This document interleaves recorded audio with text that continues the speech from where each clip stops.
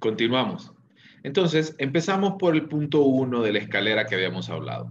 Y este habla acerca del autoconocimiento. ¿Qué es? Es muy sencilla esta actividad. Es cuando nosotros nos conocemos, ¿sí?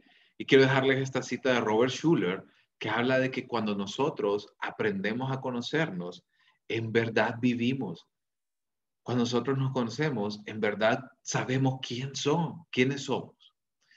El autoconocimiento entonces es conocer las partes que componen el yo, cuáles son sus manifestaciones, necesidades y habilidades, los papeles que vive el individuo y a través de cuáles cada uno de ellos son estos papeles. Y vamos a conocer por qué y cómo actúa y siente. ¿Sí? Repito, el autoconocimiento es entonces tener un entendimiento de nosotros mismos.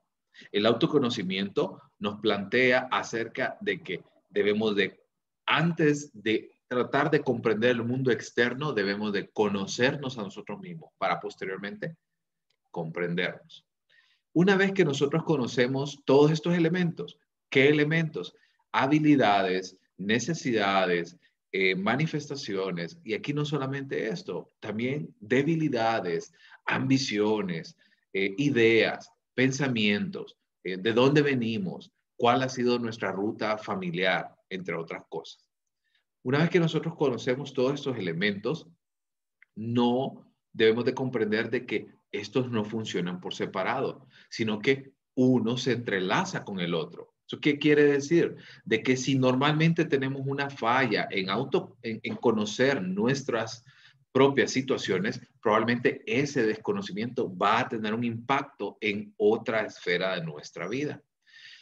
Si nosotros logramos que todas estas esferas, que estos componentes se entrelacen, vamos a lograr una personalidad fuerte y unificada.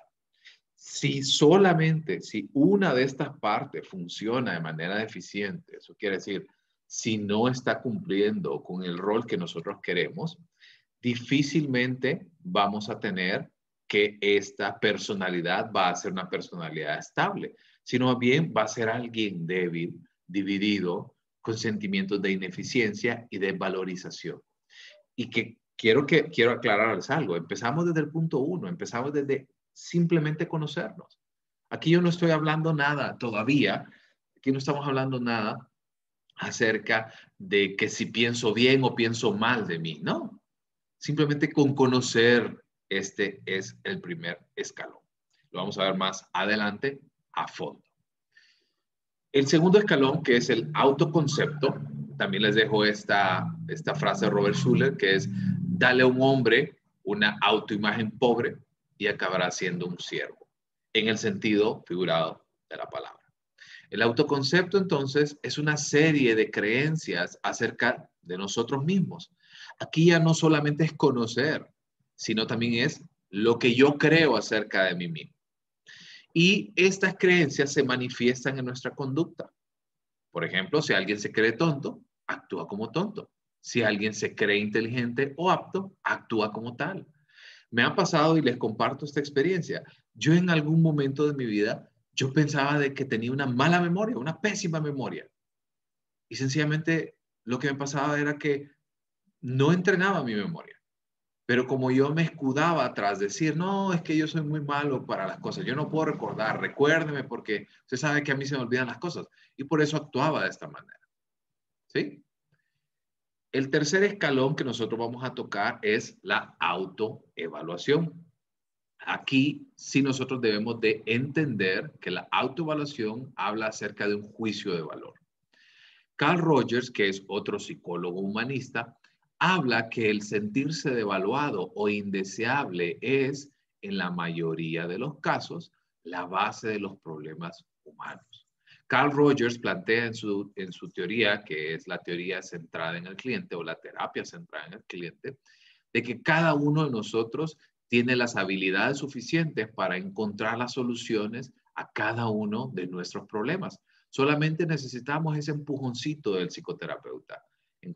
Necesitamos que el psicoterapeuta sea con nosotros un guía, La autoevaluación entonces refleja esta capacidad de poder evaluar las cosas como buenas si lo son para el individuo, si les, perdón, si les satisface, si son interesantes, si las experiencias que están teniendo son enriquecedoras, si le hacen sentir bien, si le permiten crecer y aprender.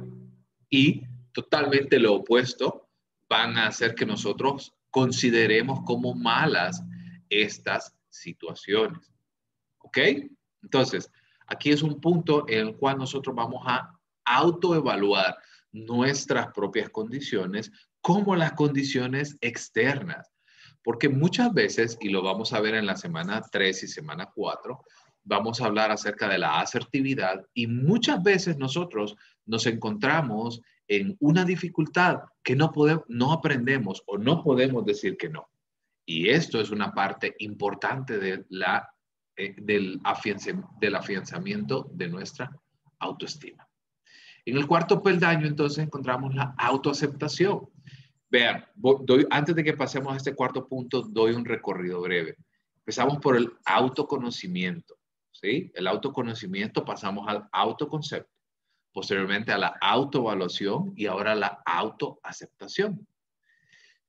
Les dejo también esta frase. Me gusta mucho compartirles frases a ustedes. Y dice, la actitud del individuo hacia sí mismo y el aprecio por su propio valer juegan un papel de primer orden en el proceso creador.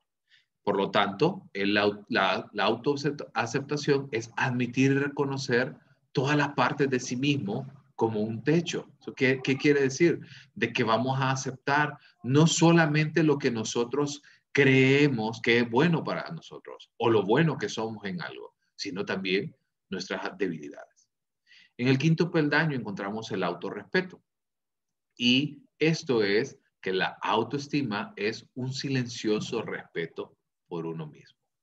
Por ende, vamos a entender de que el autorrespeto es satisfacer nuestras propias necesidades y valores. Y vean, muchas veces la gente me dice, no, pero es que eso es egoísta y nosotros debemos de vivir para servir. Estamos de acuerdo. Pero nosotros, como les decía al principio, no podemos dar lo que no tenemos. Y también el autorrespeto pasa por la expresión y manejo de forma conveniente de nuestras propias emociones y de nuestros propios sentimientos, sin hacerse daño ni sentir culpa. El autorrespeto también se puede concebir como buscar y valorar todo aquello que lo haga a uno sentirse orgulloso de sí mismo. Y llegamos entonces al último punto, que es la autoestima. Entonces, la autoestima es, como decíamos en el primer punto, Abraham Maslow, solo podemos amar cuando nos hemos amado a nosotros mismos. Y esta autoestima entonces es la síntesis de todos los pasos anteriores. Si ustedes ven, tuvimos que pasar por esas 5 gradas antes de llegar a la autoestima.